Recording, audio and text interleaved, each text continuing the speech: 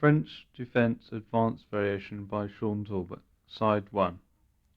The advanced variation of the French arises after the moves 1 e4 e6, 2 d4 d5, 3 e5. This move, 3 e5, was a favourite of the great Danish player Nimzowitsch, and it cramps black considerably on the king's side. He's now unable to develop his knight on the good square f6. The drawback of this immediate advance in the centre is that black has a ready-made counterattack against white's pawn chain by the move c5. Normally, white defends his d4 square by playing c3. Recently, the advanced variation has become more popular again. Black has two ways of countering this system by white. He can play the main line variation, which is to play 3 c5 and counterattack the white d pawn, or he can play a positional continuation 3 b6. This idea, exchanging the white squared bishops, is often seen in the French, and we're going to look at this line first. That's the move 3 b6. Now also black can play the move 3 knight e7 with the idea of playing b6 later on, and I'm going to look at two games, one with b6 and one with knight e7, to illustrate white's play in this variation.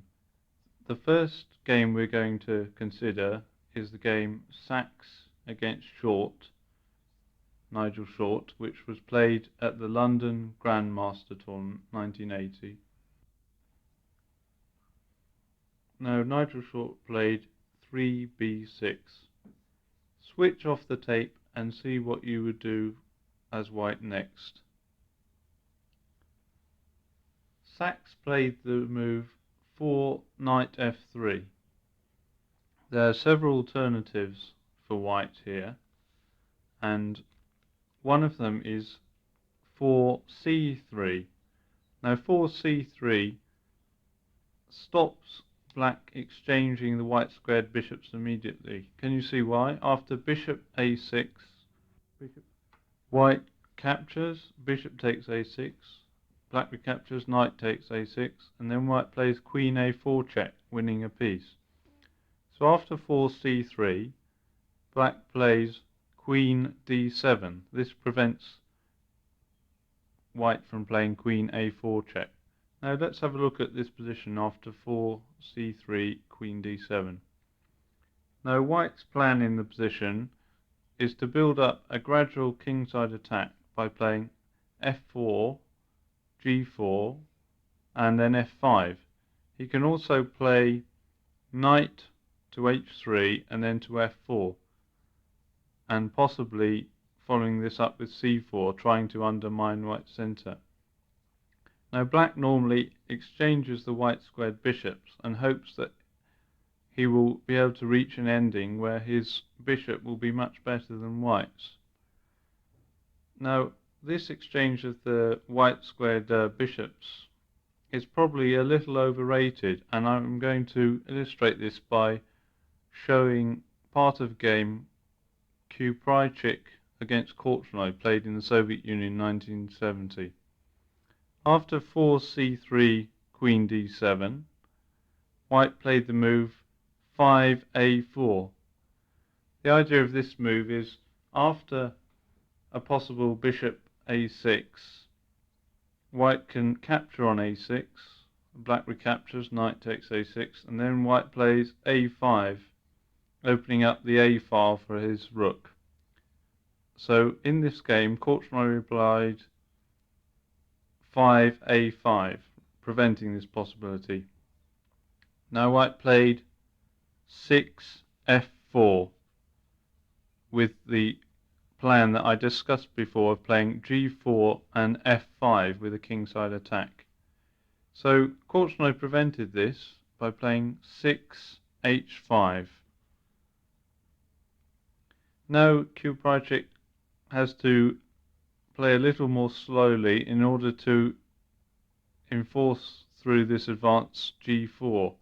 And he wants to play g4, but if he plays h3 immediately, then black can black can play h4, preventing g4 because of h takes g3.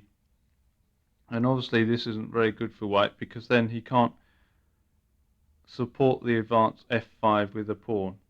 So Kuprajik decided instead to move all his pieces over to the king side in order to support this advance, and he played 7 knight d2. Now Korchnoi played knight e7, protecting the f5 square and preparing to move his knight to f5. And white played 8 knight from d2 to f3. This is quite an unusual maneuver, taking the queen knight over to the king side, but it's very useful and it's often seen in the French. Kuprajik is going to develop his king knight on e2 and then on g3, where it be very usefully placed, and white will then have a big superiority of pieces on the king side. After 8 knight df3, Korchnoi exchanged the bishops, bishop a6, white captured, 9 bishop takes a6, black recaptured, knight takes a6, white played 10 bishop e3, black played knight f5, white played 11 bishop f2, black played bishop e7, 11 bishop e7. Now let's have a look at this position. It's a fairly typical position in this type of French. Black swapped off the white squared bishops, which is basically good for him because he has a better bishop than white. But as I said before, this maneuver is a little overrated, and white's got a solid position here. He's got no weaknesses, and he can just push black's knight away on f5 by playing g3, h3 and then g4. And black's really got no answer to this plan, and therefore it's very difficult for black to castle on the king side, because he'll get gradually squashed by a king side pawn storm by white. So Korchnoi decided to castle on the queen side in this game, but this too had its problems, as we can see from the next few moves. White now played 12 knight e2. Now black was already worried about the possibility of white playing g3, h3 and then g4, and he played the move h4, trying to stop this plan. But then white decided that he'd no need to keep on with this plan, and he played the move 13 castles. Now it's very difficult for black to castle kingside because of the weaknesses of this pawn on h4, and white will quickly play g4 as well, opening up the h-file. So Korchnoi castled queenside, a very risky move, because now we see the effect of the moves a4, a5 on the position. White now has a target to attack on the queen side, and he played 14 queen d2. Black played rook d8 to g8. Now white played 15 rook from f1 to b1. And this position, white had a clear advantage because he was simply threatening to break through on the queen side by b4. But black couldn't do very much on the king side yet because white has control of the square g5. Back to diagram 1. After 3e5, the move 3b6 was played in sack short, as I said earlier. Now I've discussed the alternative 4c3 to Sax's move knight f3, and also white can play the immediate 4c4, trying to break down black's pawn centre, and this will transpose to the game sack short. Also, white can play the move knight to h3, 4 knight to h3, with the idea of playing knight f4 and then again putting more pressure on black's centre by playing c4. But the disadvantage of knight h3 is that white's d-pawn often becomes very vulnerable, and this move has tended to go out of fashion because white cannot attack black centre without losing his d4 and e5 points himself. So Sax played the move 4 knight f3. Now this is a very interesting line of play coming up now, because it can be reached from several other openings, and the main transposition is from openings where black plays an early b6, the queen's fianchetto, for instance 1e4 b6, and a lot of positions from that opening were transposed into advanced Frenches. After 4 knight f3, Short played queen d7, and he could have played bishop a6 immediately, but after 4 bishop a6, bishop takes a6, knight takes a6, white has the move c4. Now this move is awkward for black because white is threatening to play queen a4 check, winning a piece.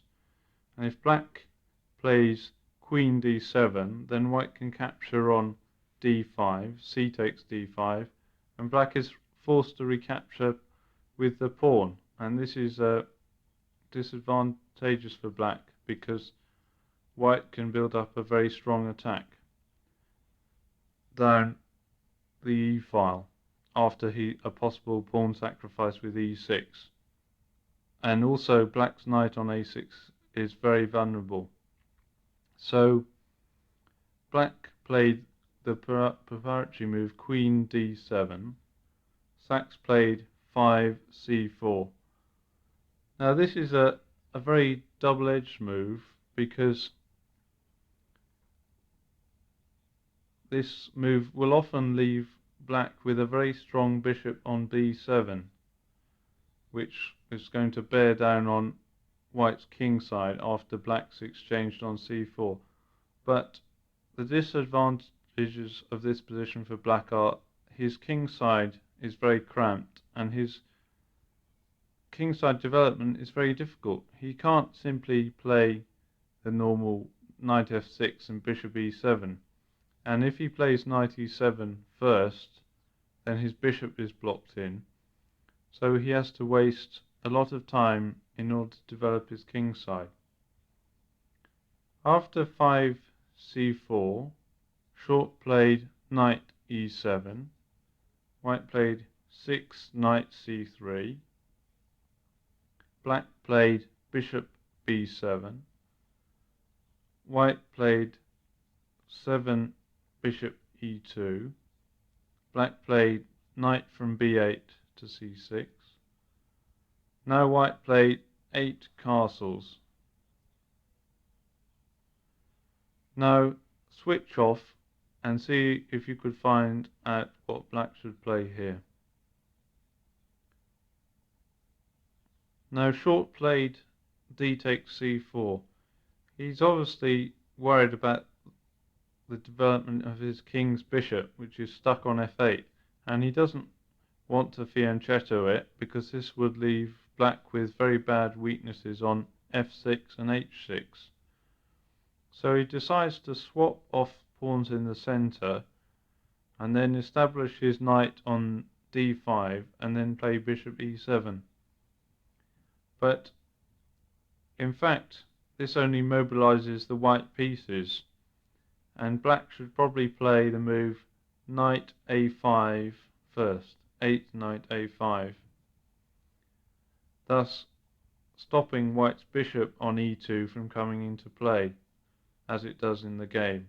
After 8 knight a5, white's best is probably to play 9 c5, thwarting this plan, and white has the advantage because he has an advantage in space both on the king side and the queen side, and black still has some problems with his king's bishop.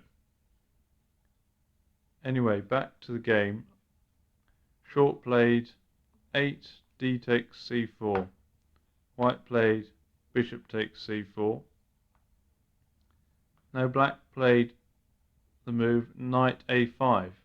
I mentioned this before, that black should have played knight a5 before exchanging off pawns, because now after this move 9 knight a5, white's bishop is very active. He played 10 bishop b5, and this is very awkward for black because the move c6 would block in his bishop, and moving a knight to c6 would leave white with some pressure due to this pin. So after 10 bishop b5, black played bishop c6, and now white retreated the bishop, 11 bishop d3, and black's pieces aren't very well placed. You notice his knight on a5 and his bishop on c6. They get in the way of each other. Now short played 11 knight d5. Sachs played bishop d2, 12 bishop d2. Now Sachs will be threatening in time to move his knight and then swap off black's knight on a5, leaving him with doubled a pawns. One of the features of this position is that black is very weak down this half-open c file, and this is the factor that tells in the game. After 12 bishop d2, short played bishop e7, hoping to get castled. Now Sachs played 13 knight e4, and now we see Sachs's pieces coming into action. Already he's threatening to play something of the order of bishop takes a5, followed by rook c1, and then planting his knight on c5. And also it's very difficult for black to castle kingside, because with no knight on f6, white has dangerous attacking possibilities against h7. So instead, short decided to swap off as many minor pieces as he could and try and save his knight on a5 from extinction by playing 13 bishop b4. Now Sachs played 14 rook c1. Black played bishop b5. White played bishop takes b4. No, black unfortunately has to exchange on d3 now, because after knight takes b4, bishop takes b5, queen takes b5, white has rook takes c7. So 15 bishop takes d3. White played 16 queen takes d3. Black played knight takes b4. Now white played 17 queen d2. Now switch off and see if you can find black's next move. Short played 17 knight d5. You may have been tempted to grab a pawn here by knight takes a2. Now this looks good, because if white then plays rook a1, black has knight b3, and this in fact wins the exchange. But after knight takes a2, white can simply play the move rook c2, and now black's in big trouble because his knight on a2 is trapped and it's not going to be able to get out, and white is going to win a piece eventually. Of course, Short saw this and he played knight d5. But now white can take advantage of his lead in development, and he played 18 queen g5. Now black's in trouble. He can't castle because then white has the move knight f6 check. If he plays 18 castles, white plays knight f6 check, black plays knight takes f6, white plays e takes f6, threatening mate, and black can only defend by g6, which allows queen h6, and then white mates. So castles is impossible. So black played the move king to f8. Now, this position, after black's 18th move, king f8, black's effectively playing without his rook on h8, so white must have a winning advantage now. Sachs now play 19 knight c3. The idea is to exchange knights, and then he can pile up pressure on black's c-pawn. After 19 knight c3, black played rook c8, white captured, 20 knight takes d5, queen takes d5. Now white played 21 rook c3. Now Sachs is obviously planning to double up his rooks on the c-pawn, and he's also got the option of moving his knight and then transferring the rook across the king side. So Short decided to move white's queen away. He played h6, white played 22 queen c1, black played c6,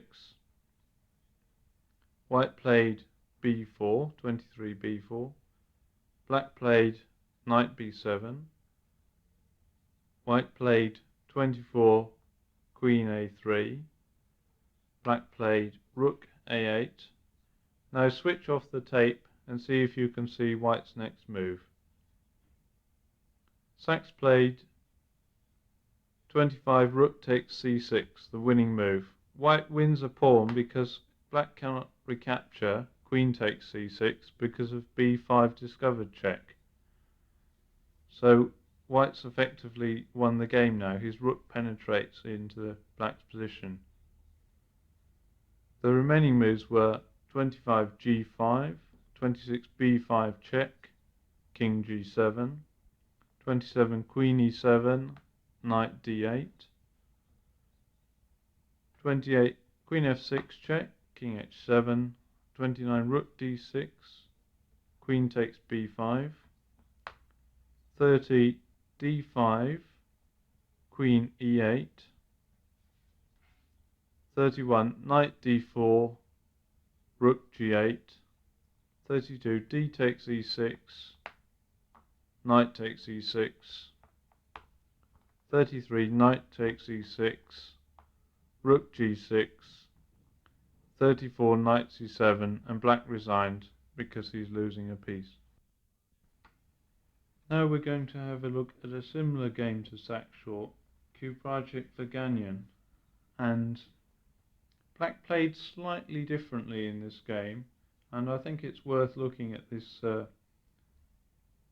game to show how difficult black's position is, and I think this is the reason why the advance has become more popular recently. Go back to diagram 1. After 3e5, Vaganyan played the move knight e7. This is a flexible move because black doesn't need to commit himself to playing b6 and exchanging off the bishops, but can instead play the normal c5 if he wants to. Kuprajik played knight f3, and Vaganyan did play b6 4 b6. White played 5 c4. Black played bishop b7. White played 6 knight c3. Black played queen d7. Now white chose to capture. He didn't play bishop e2 as Sachs did. He played 7 c takes d5. Black played knight takes d5. White played 8 bishop d3. Black played c5. Now white castled kingside. 9 castles kingside. Black captured now. He played knight takes c3. White recaptured. B takes c3. Now black captured again. C takes d4. Now switch off the tape and see what you recapture with as white. And Kuprajcik played 11 knight takes d4. This is quite a surprise because it looks as though it's leaving white with 2 weak pawns, one on e5 and one on c3. But if he'd recaptured with the c pawn, c takes d4, black would have had a better game. White would have had a backward d pawn, and black could have put a lot of pressure on this, and white's knight would be stuck on f3 defending this. Kuprajcik had obviously thought very carefully in the early stages of the game about the following positions, because on the face of it, it looks as though black is going to have this tremendously powerful bishop on b7, and this is going to be the end of white. But this game shows that it's not as simple as that. After 11 knight takes d4, black played knight c6.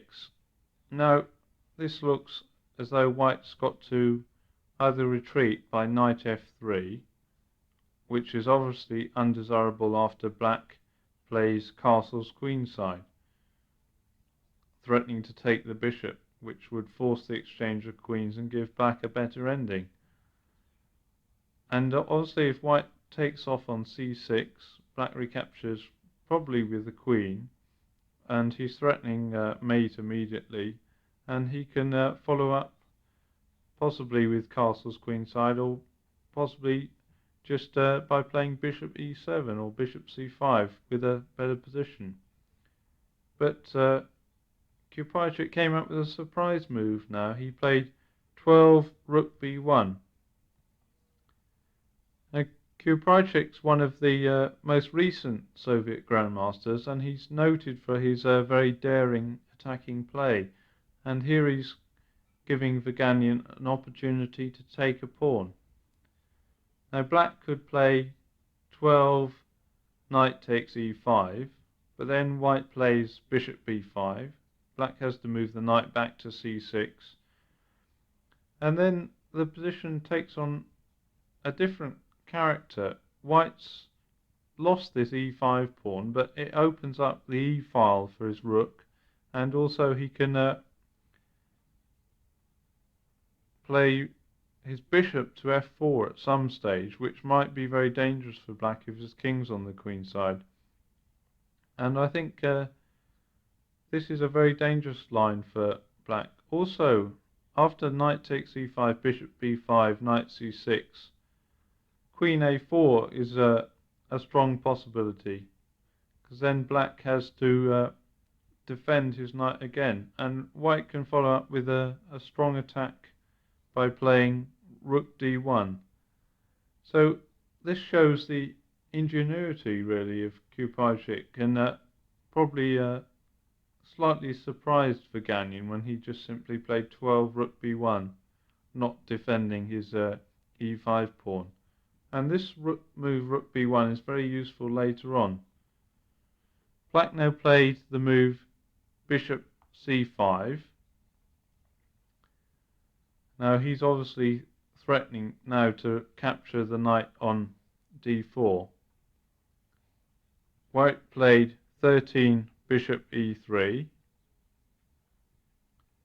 Black played the very risky move. He played 13 castles queenside now, he probably wouldn't be able to castle kingside, because then white would have dangerous attacking threats with queen h5.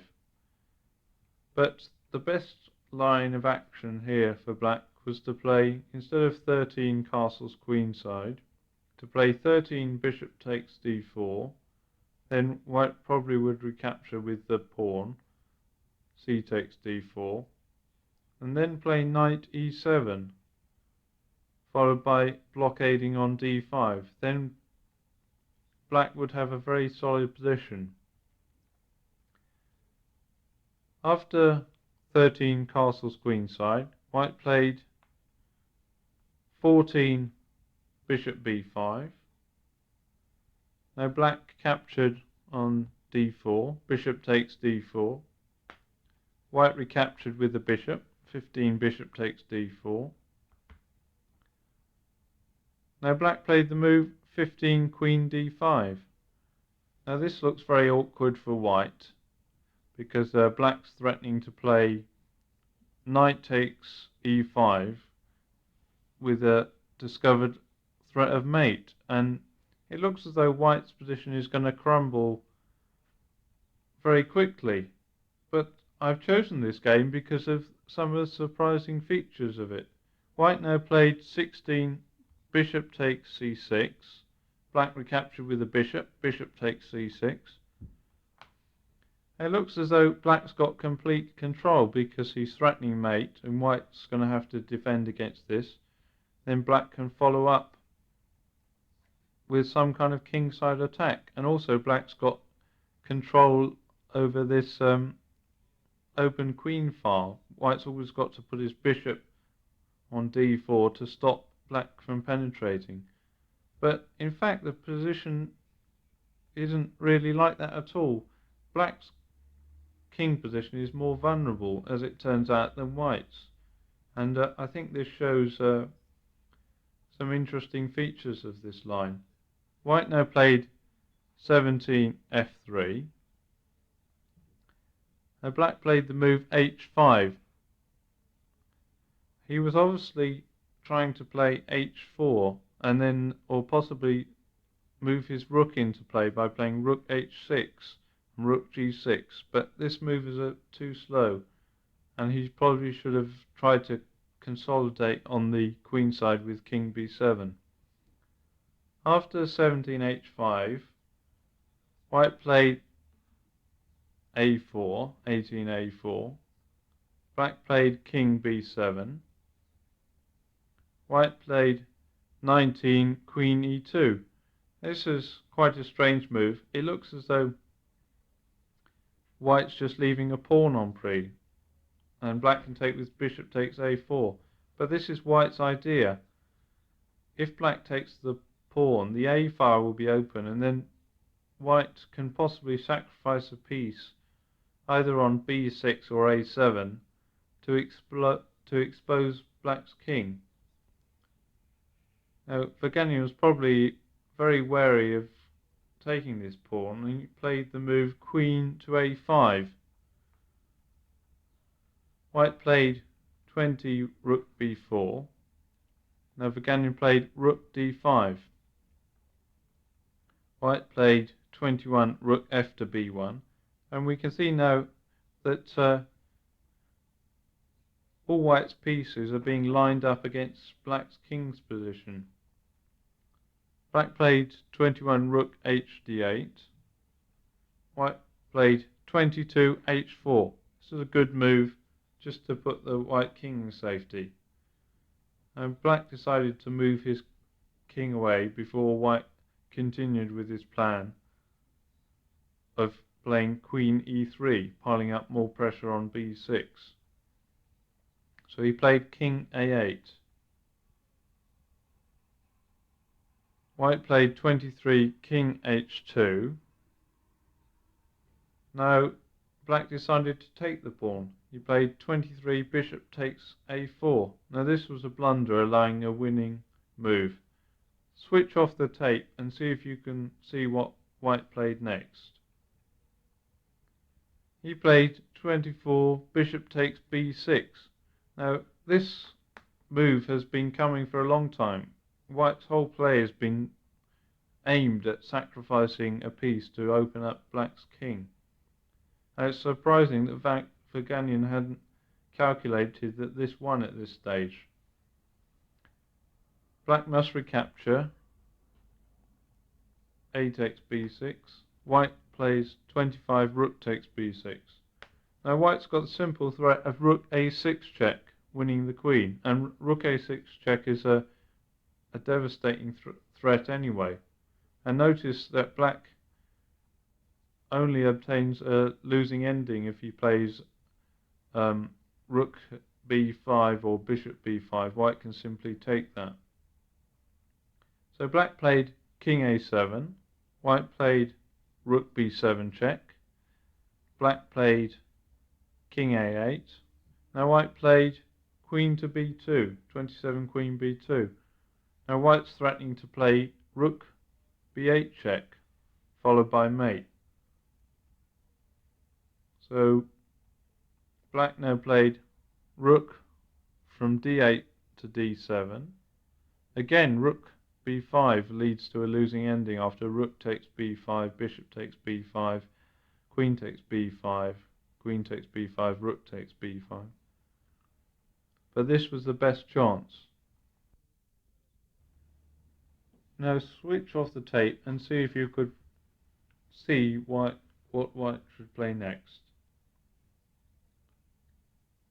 He in fact played 28 rook takes d7, but he could have won by 28 rook b8 check, king a7, rook a8 check, king takes a8, queen b8 mate.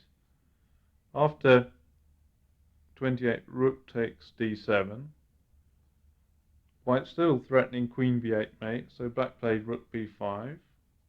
White played queen e2. Now white's got tremendous threats of queen e4 check.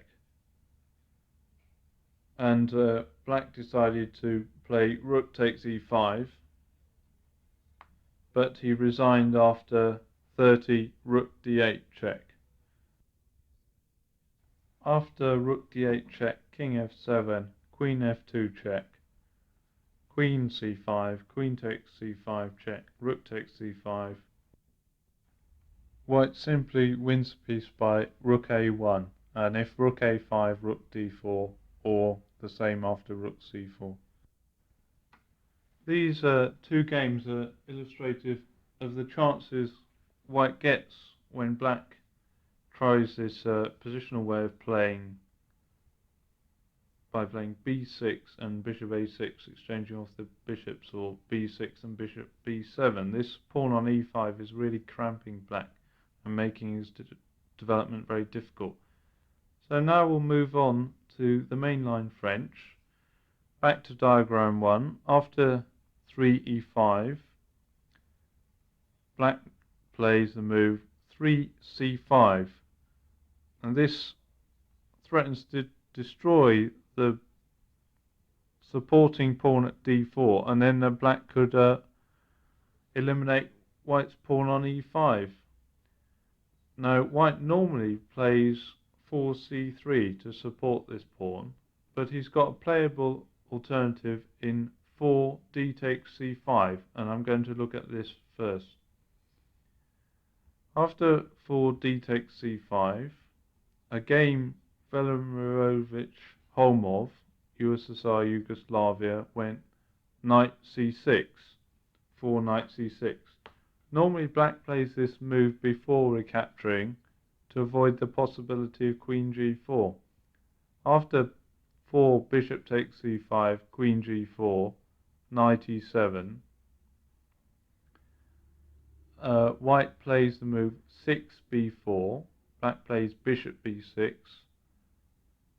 then white can capture on g7, 7 queen takes g7. Now black is probably not worse in this position, but this is something he maybe wants to avoid, and he can do this by playing 4 knight c6. Now white has a choice here. He can play knight f3, or he can play bishop f4. after knight f3, black recaptures, bishop takes c5, white plays bishop d3, then black plays f6. Now this gives black a good game because he can liquidate white's centre very easily by playing f6, and he can get a lot of pressure on f2. We'll have a quick look at a game, Makropoulou against Hug, Nice Olympiad 74. It went knight f3, bishop takes c5, bishop d3, f6, queen e2, f takes e5, knight takes e5, knight f6, castles kingside, knight takes e5, queen takes e5. Now black castled, 10 castles. White played 11 c4, trying to break up black's centre. Then black played queen b6. Now this tremendous attack on f2 forces the white queen to retreat. 12 queen e2. Now black played bishop d7. White played knight d2. And black played 13 rook ac8. And black has a slight advantage already. He's got tremendous pressure on f2. And it's very difficult for white to develop his queen's bishop. So back to diagram 2, after 4 knight c6, white played bishop f4, black played bishop takes c5, and white played bishop d3 in this game. Villarich often plays quite risky moves, and bishop d3 is now quite risky because black can play the move 6 queen b6. After knight f3, bishop takes f2 check, king e2, bishop c5, black has an extra pawn, although white has some compensation in the open f-file. But I should think that after queen b6, knight c3 is another possible move, with the idea of playing knight a4 at the end. But after knight c3, queen takes b2, knight ge2, black has he's just a pawn up, and white doesn't have very much compensation for it. So I think this move Villarich played, 6 bishop d3, is very risky. But Holmov just played knight g7, 6 knight g7, planning knight g6. White played 7 knight f3, black played knight g6, white played 8 bishop g3, black castled kingside, white castled kingside.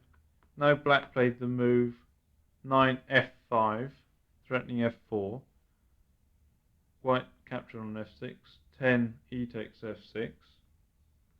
Now black recaptured, queen takes f6. Now let's have a look at this position after 10 queen takes f6. Black's got a good game here. He's almost completely developed all of his pieces with the exception of his queen's bishop. And white still has his queen's knight to develop. And these black pawns in the centre can eventually roll through to crush white. And this shows the disadvantages of playing this line d takes c5. It normally allows black to get a good game by playing f6 at some stage, just undermining the e5 pawn, and then gaining control of the centre.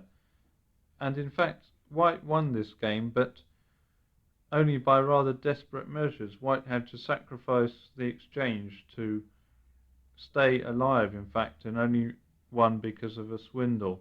And black's got a very strong position, and this is why this move 4 d takes c5 hasn't been played very much. Now switch over to the other side of the tape for the main lines arising after white plays 4 c3.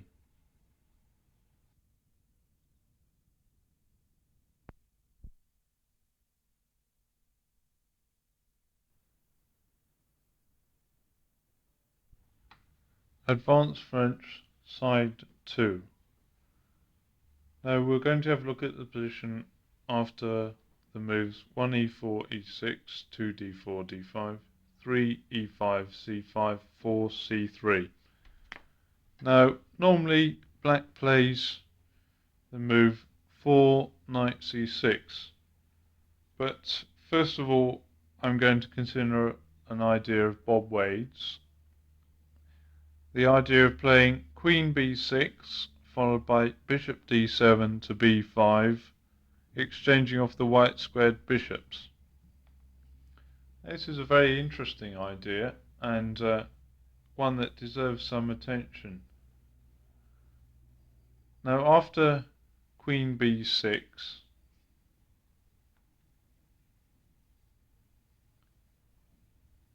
white plays the move 5, knight f3. Black plays bishop d7. Now white has a choice of several moves here. Black's obviously going to play bishop b5. He can play 6, knight a3 to stop the bishop b5 maneuver. But this isn't a very good move because it only merely prevents black from making this maneuver and allows black to equalize very easily. Normally black wants to play bishop d7 anyway, and queen b6 is also played very often, so black's two moves are very useful, whereas knight a3 isn't particularly useful. The knight can go back to c2 and then protecting the d4 pawn and onto e3, but it's not a very aggressive move, and black can equalize. We'll have a look at a game Clark against Heidenfeld, Ilford 53. After 6, knight a3, c takes d4, c takes d4. Black played knight c6, white played bishop e2. If white plays knight c2, black can play rook c8 followed by knight b4, and this is very good for black. That was played in a game Quarterlever against Shahovic, Wickenzie 2, 1972. So instead of 8, bishop e2, 8, knight c2, rook c8, bishop 9, bishop d3, knight b4 is good for black. However, after 8, bishop e2, bishop b4 check, slightly awkward for white. 9, king f1, knight h6. Heidenfeld played 9, knight h6. And the knight's going to come to a very good square here on f5. So white played 10, knight c2, bishop e7. Then he captured, bishop takes h6, g takes h6. Let's have a look at this position after 11, bishop takes h6, g takes h6 in Clark Heidenfeld. Now this is equal because although black's got this weakness on h6, this weak double pawn, he's got the two bishops, and white's knight on c2 isn't really doing very much, and white has to worry about the defense of his b pawn. Also, it's very simple for black to exchange off a pair of knights by knight b4 at some stage, and then infiltrate down the c-file. So this maneuver, 6, knight a3, isn't particularly effective. Back to diagram 3. One possibility for white in this position is to play bishop e2, and then black carries out his maneuver, bishop b5. And now, again, white has a choice. He can play either 7 castles, he can play d takes c5, or he can play c4, a gambit. First, let's look at 7 castles. This move does nothing to hinder black's plan, and therefore gives them an easy game. In Meteliu against Barks of Budapest, after 7 castles, bishop takes e2, queen takes e2, queen a6. Black had a good game. He's threatening to exchange the queens off, giving him a good ending, because his bishop would be better than white's. And after queen d1, knight d7, white had no possibilities of attack. So 7 castles just leaves black with an easy game. Right, let's return to diagram 4 after 6 bishop e2, bishop b5. From diagram 4, let's look at the move 7 d takes c5. Black recaptures, bishop takes c5. Now white has an interesting try here. He has the move b4. Now switch off the tape and see what you would play as black here. Now if you played bishop takes f2 check, white simply replies king f1 and you lost a piece. This is not immediately obvious at first sight, but after bishop e3, white plays bishop takes e3, and if queen takes e3, bishop takes b5 check, or bishop takes e2, either queen takes e2 or king takes e2. But after b4, bishop f8 gives black an equal position. White's queenside advances don't in fact do anything. Now return again to diagram 4 and we'll have a look at the gambit move 7c4. After 7c4, bishop takes c4. Bad is d takes c4 because of knight c3. Bishop takes c4, bishop takes c4. Queen b4 check. It's bad for black to recapture immediately on c4 because then white breaks through in the centre with d5. Queen b4 check. 9 knight bd2. D takes c4. Now switch off the tape and see what white should play next. Now this gambit was played against Karpov by Nicky Ivel in Lloyd's Bank Junior Clock Simul, and he played the move 10 castles kingside. But this isn't the best move. After 10 castles kingside, c takes d4, knight takes d4, knight d7 attacking the e-pawn, queen e2. Black has a reasonable game. In fact, Karpov went on to consolidate his extra pawn. So back to diagram 5, after d takes c4, white can play the move 10 a3. This is a very strong move. After a3, if the black queen goes back to b6, white has knight takes c4. So the black queen goes to b5, then white plays 11 queen e2, threatening to recapture on c4, and after c takes d4 this time, knight takes d4 attacks the queen, and therefore white gains another tempo for his development. After 12 knight takes d4, queen d5, white plays knight from d4 to f3, black plays knight d7, white plays knight takes c4, black plays rook to c8, white plays 15 knight e3, black plays 15 queen e4.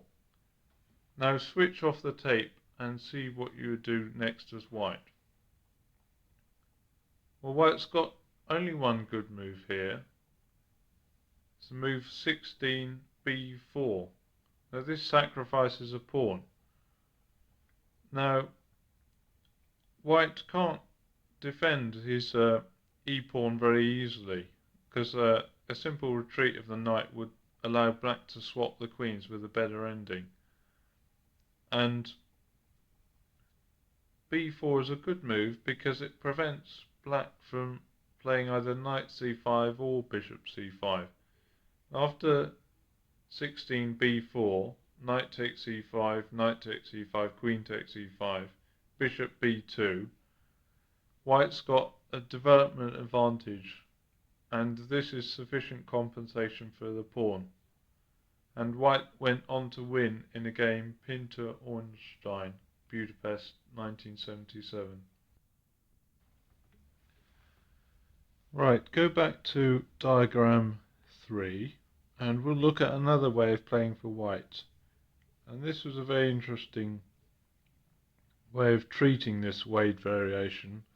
And we'll have a look at a game Gulko against Vitterlynch. And Gulko just played bishop d3 on move 6, which seems to allow bishop b5. But he's got a new idea in mind. After 6 bishop d3, bishop b5, he captured on c5, bishop takes d takes c5, then black recaptured, bishop takes c5. Then white castled kingside. 8 castles kingside. Black played a5 to stop white playing b4. Then white captured on b5, bishop takes b5 check. Black recaptured, queen takes b5. Now switch off and see if you can find white's next move. Gulko played 10 knight a3. And this is quite an interesting move. It attacks the queen, and if black plays queen d7, then white's got a tempo for development. He can play knight c2, or he can play a very aggressive move c4, trying to undermine black's centre. So Vitterlynch decided to exchange this knight, but this turned out to be a bad move. He played bishop takes a3, white captured, b takes a3, and now, despite white having doubled a pawns and an isolated c pawn, he's got the advantage. He's got the open b file for his rook, and black's very badly behind in development. And this is often a difficult thing to judge in chess, the value of development. Black's obviously got the much better pawn structure, but he's so far behind in development he's not going to escape before he's had to make some concessions. After b takes a3, black played knight e7, white played 12 a4, black played queen c4, white played 13 rook b1. Now black has difficulty here in defending his b pawn. If he plays rook a7, then bishop e3 is very awkward, and queen c7 allows bishop a3 followed by bishop d6, and queen c6 is also unfortunate because of knight d4. So black can't in fact defend his b7 pawn, and he decided to develop by 13 knight b c6. White captured, 14 rook takes b7. Black castled kingside. White played 15 bishop a3. Black played rook f to e8. White played 16 queen b3. Now the opening's been a success for white because he's won a pawn and black's only just about got developed, and after 16 queen b3, if black captures, white can straighten out his pawn structure. So he played knight g6, white captured on c4, 17 queen takes c4, black played d takes c4, white played 18 rook e1, black played rook a b8, white played 19 rook b5, black played knight c e7, White played 20 rook e4. Black played rook from b8 to c8. Now switch off and find White's move. Gulko in fact made a mistake here. He played knight d2. He should have taken on a5. 21 rook takes a5, knight d5, then knight d2. Then black takes on c3, knight takes c3, then white captures on c4. And he's got two passed pawns on the queen side, which are going to win the game for him in the end. But after 21 knight d2, black played the good move, rook from c8 to d8, exposing the weaknesses of white's back rank. After bishop d6, 22 bishop d6, black captured on e5. 22 knight takes e5. White recaptured with the bishop, bishop takes e5. Black took on d2, rook takes d2. White played 24 g3, giving his king an escape square. Now black played f6. White played bishop f4, and now unfortunately black blundered completely on move 25, playing e5, overlooking his rook was on breeze. After rook d1 check, king g2, e5, White's only got a slight advantage in the endgame. But I think this game was very useful because it shows that White can in fact ignore Black's idea of swapping off the bishops in this line and just use the time to develop. And I think this is the strongest way to play for White. Back to diagram 1. After 3 e5, c5, 4 c3, instead of the Wade line we looked at with queen b6 and bishop d7, the normal move for black is knight c6, 4 knight c6. Now white plays a move 5 knight f3. Now black's normal move here is the move queen b6, 5 queen b6. But first I'm going to look at the move bishop d7, 5 bishop d7. This was played in the Spassky-Korchnoi match. In the 18th match game, Korchnoi played this bishop d7 first. This is a very flexible move. If white now plays either bishop e2 or bishop d3, black can go queen b6, but he can also play knight g7 followed by rook c8. This is another playable plan for black. After bishop d7, Spassky continued bishop e2. If he played bishop d3, then black can play c takes d4, c takes d4, queen b6. And now white either has to waste a move retreating the bishop on d3 to either c2 or e2. c2 is very bad because it can be attacked by the knight. Or he can gambit the pawn with castle's kingside. This is the Milner-Barry gambit, which will be discussed later. But Spassky played bishop e2 on move 6 instead of bishop d3. It's also possible to play on move 6 d takes c5, but then black has a good game after bishop takes c5, bishop d3, knight g7. After Spassky's 6 bishop e2, Korchnoi played knight ge7. He could have played a very double-edged move, 6 f6, trying to destroy white's pawn center. This was played in Kuprychik Gulko in Soviet Union 1976. But after f6, castles, f takes e5, it's a very difficult position, and Korchnoi probably didn't want to play a very risky line in this match game. So he played knight g7. Spassky now played 7 knight a3.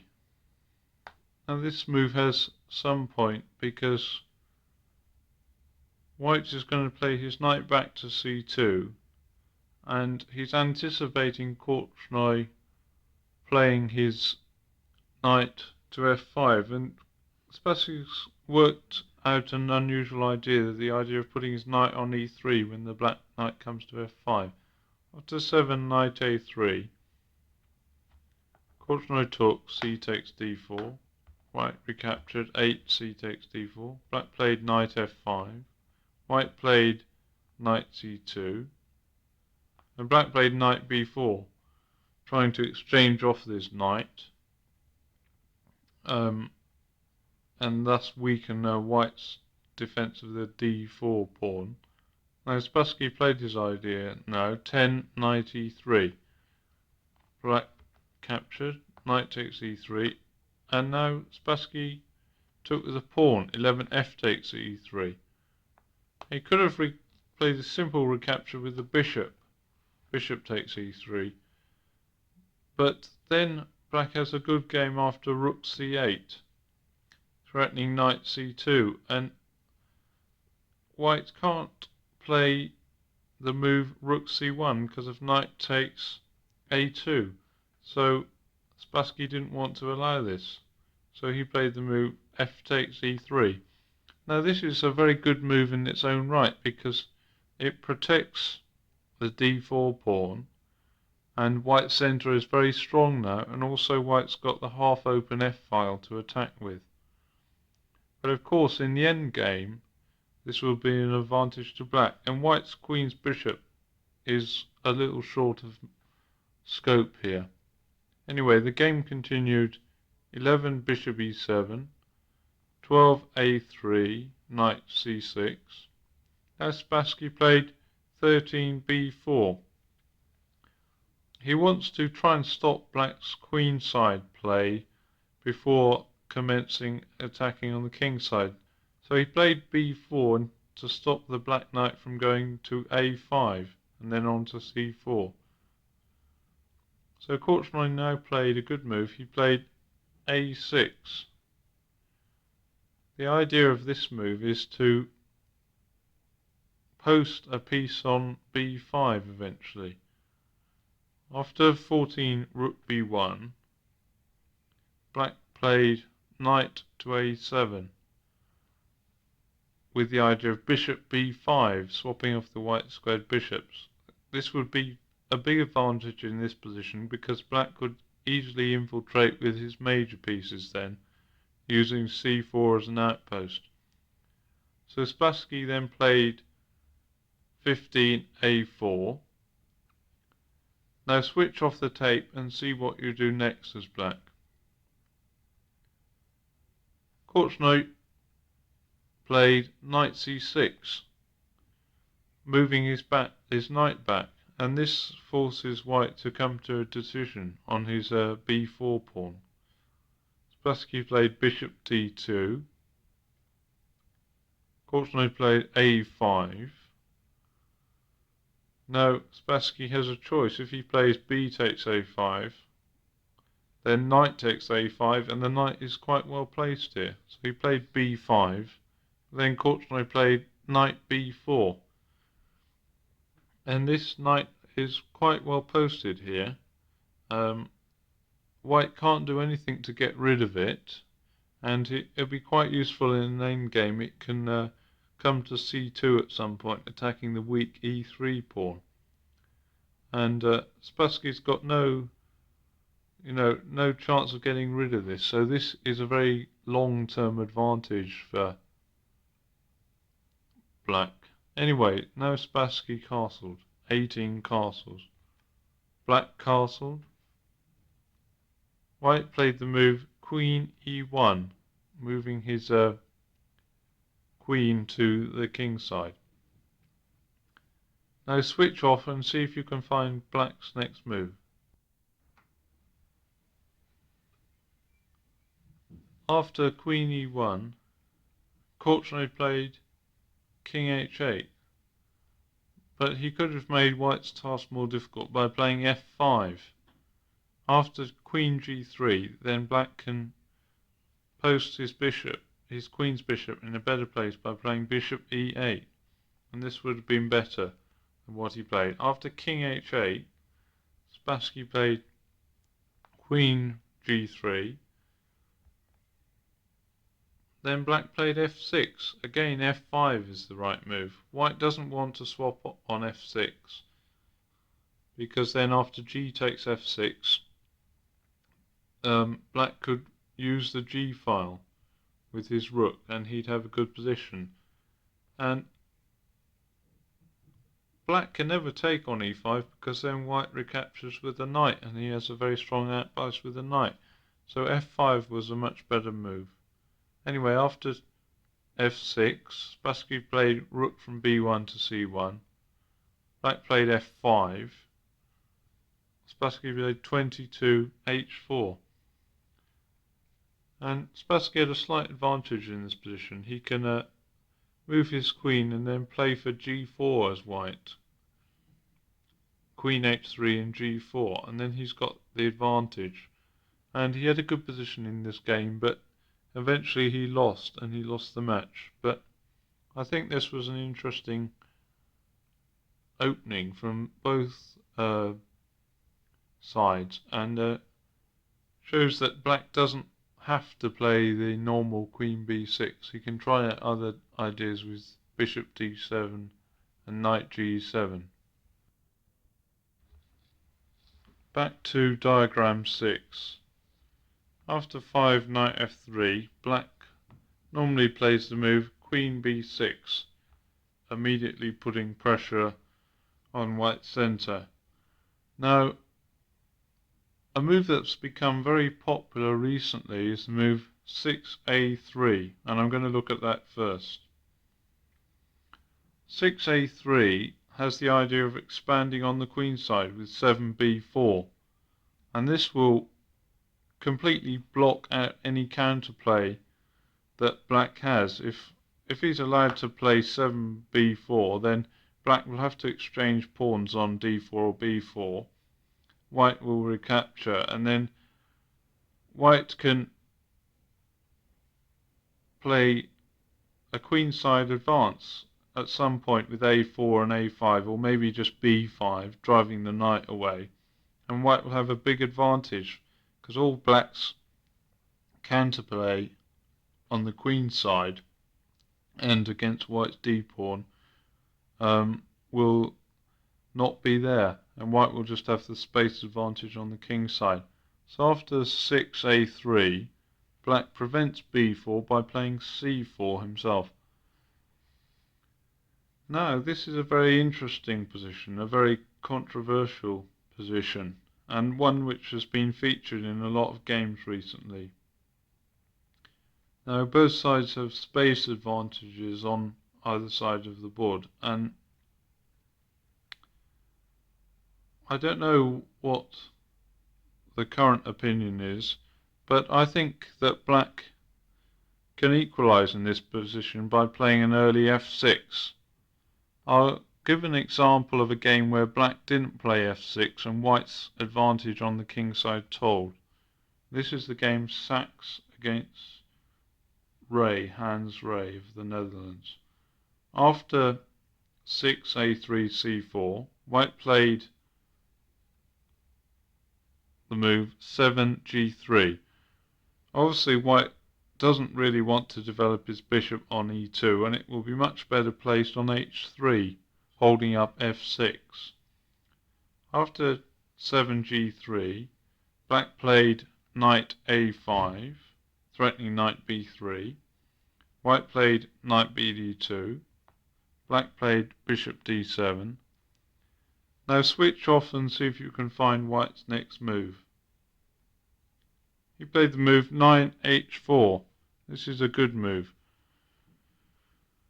Now, white wants to play bishop h3 anyway, but he also wants to gain space on the king side, and h4 really fits the bill. He's threatening to play h5, and then he can move his rook to g4 at some point via h4, and he can also follow up with g4 possibly at some point. And he's got an outpost for his pieces on g5, and this is quite important. So h4 is a good move. Now, Ray decided he didn't want to have too much of a disadvantage in space, and he played the move 9h5, blocking white's advance. But I think this is slightly bad because it now means it's very difficult for black to contest the g5 square, and Sachs took advantage of this later in the game.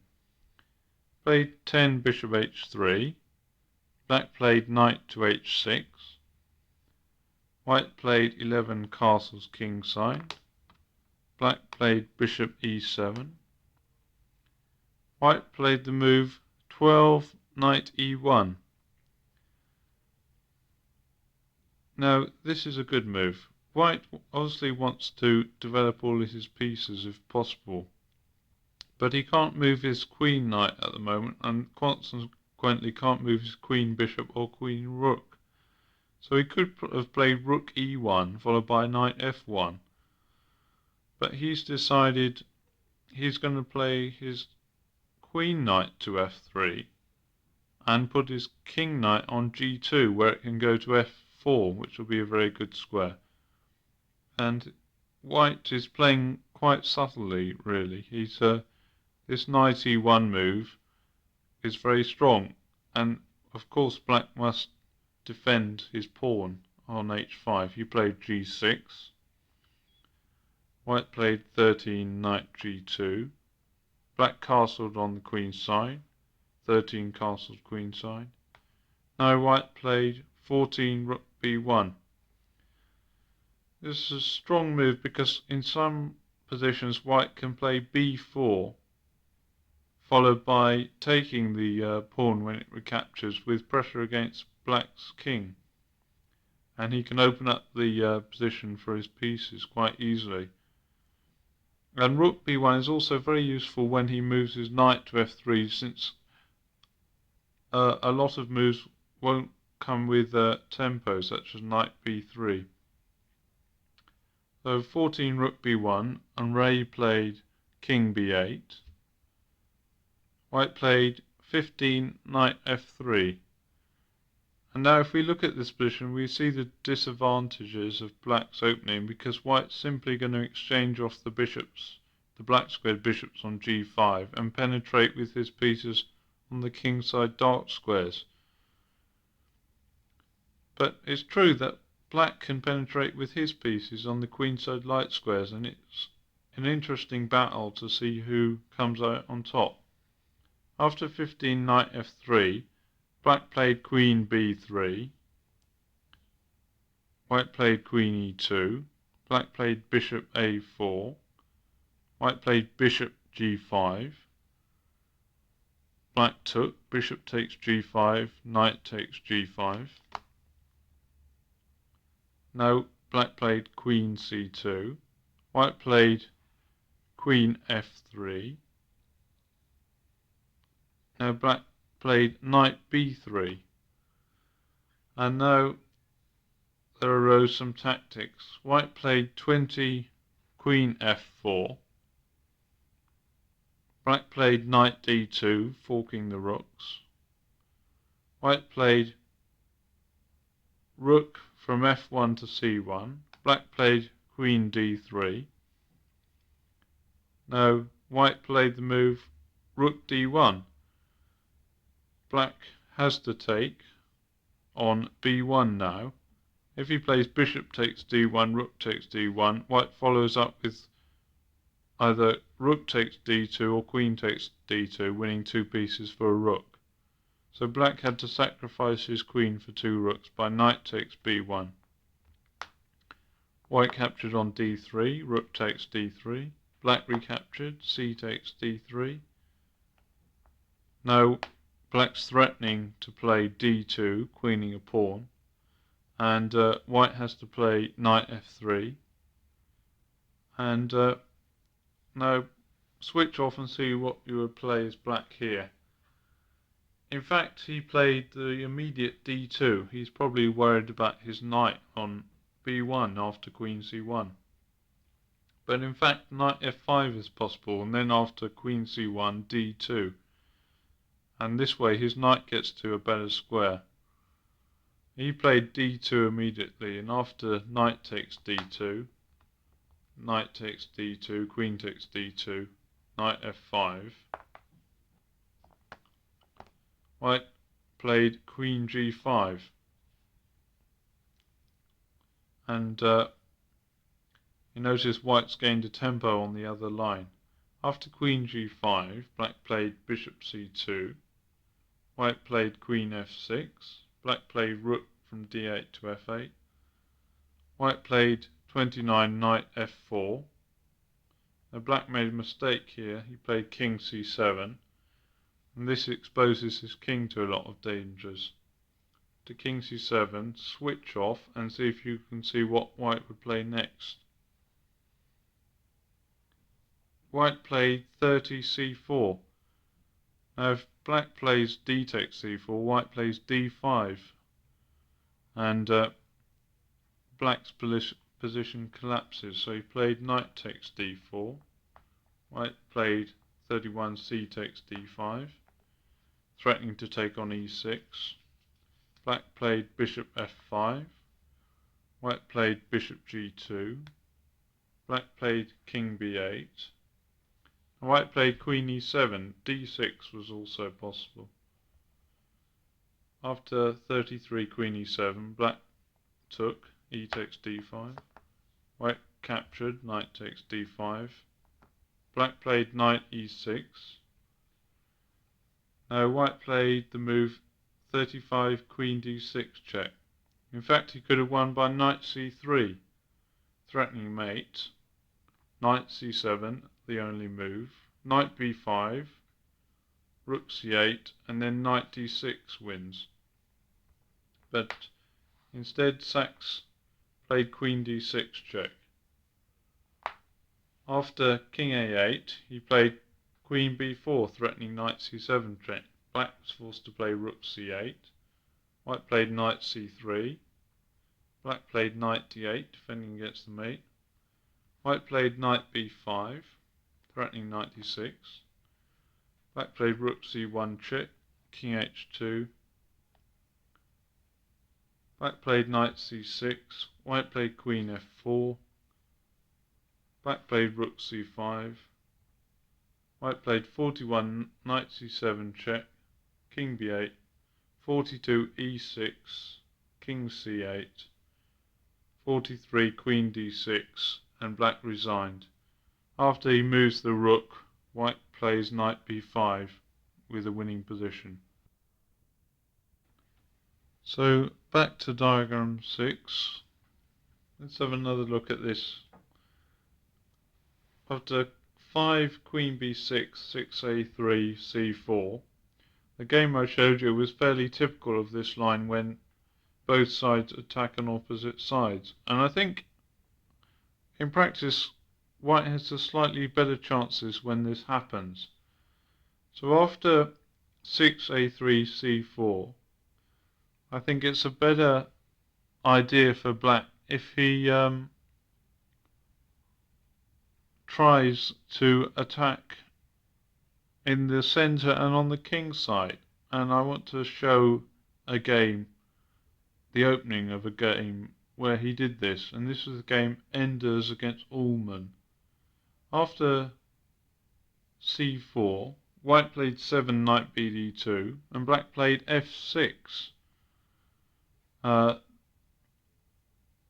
This is a different kind of idea altogether, attacking the front of the chain, and the idea is just simply to eliminate the white e-pawn and then play e5 at some point, and then try and utilize the queen's position on b6. It's difficult for white to get a load of pieces defending these squares because of black's pawn chain. So it has a good logic behind it. After 7 f6, white in this game made a mistake. He played the move b3, trying to break up black's pawn chain. He should have played e takes f6. Then after knight takes f6,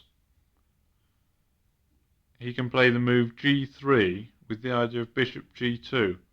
But I still think that after g3, black can play bishop d6 and follow up with a timely e5, which should equalise for him. I'm also going to mention another possibility earlier on for black. I think in the game Enders Allman, after f6, white played b3, and then after f takes e5, white played b takes c4, and black played e4. And already black's got the advantage in the opening. This pawn on e4 is incredibly strong. After 10, knight h4, knight f6, 11 g3, bishop e7, 12 rook b1, queen c7. Black already had a winning position almost because of white's very bad knight on h4. And it's very difficult for white. He had to be very careful to avoid losing the knight on h4.